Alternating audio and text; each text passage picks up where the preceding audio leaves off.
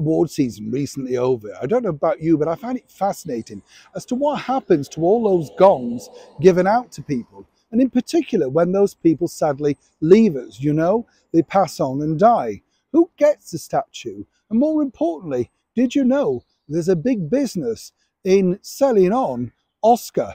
Oh yes, as ever, let me explain. Hi, good morning, Neil Sean here. Nice to have your company, and as ever, thank you so much for tuning in.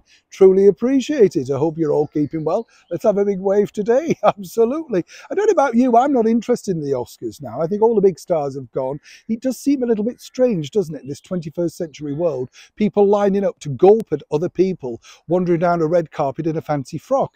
Before, they were demigods, weren't they? The big stars of the day, whether that be Elvis Presley, Frank Sinatra, Mickey Rooney, Judy Garland, Rita Hayworth, Jean Harlow, even way back when. They were all megastars that seemed from another planet. Thanks to social media and the people wanting to share every single facet of their life online, we seem to be more connectable, but in fact we're less interested. That could be the reason, though, why the elder stars are worth more money now than ever before. And it's collectibles that have become big business. Mickey Rooney told me this about Judy Garland many years ago. He and her were both given child statues, mini Oscars for their individual performances. And he said he had no idea where his had gone.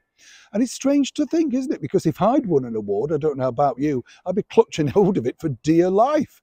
Now, the very first Oscar that came prominently into, shall we say, the public domain as a sellable item was the Oscar belonging to the late and beautiful British actress Vivien Leigh for her role in Gone with the Wind.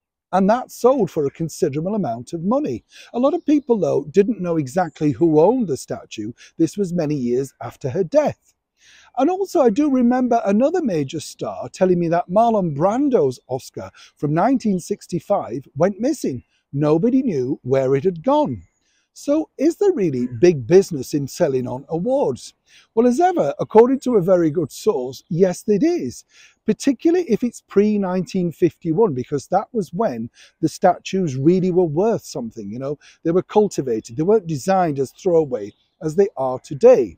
Now, I don't know if you also know this, but if you did win an Oscar and you did lose it, and you could actually say that you genuinely either misplaced it at the award ceremony or you'd had a house break-in or something like that, they are willing to replace it from you. But you do have to sign a big form to claim that you're not going to sell it on or indeed make money from it. But it's difficult, isn't it? Because the statue is awarded to the individual person. And as I've said before, you see, what's interesting is people will pay for movie nostalgia. The gorgeous Debbie Reynolds, of course, made a mint by buying up lots of movie memorabilia. She told me that on a visit to the latter days of MGM, she was able to buy things like the ruby slippers belonging to Judy Garland from The Wizard of Oz, many various gowns, including the very famous white dress designed by Travalier for Marilyn Monroe in The 7-Year Itch. She opened a museum. It was incredibly successful. But she also pointed out bankruptcy, sadly, meant that she had to close it. But a lot of the costumes went missing.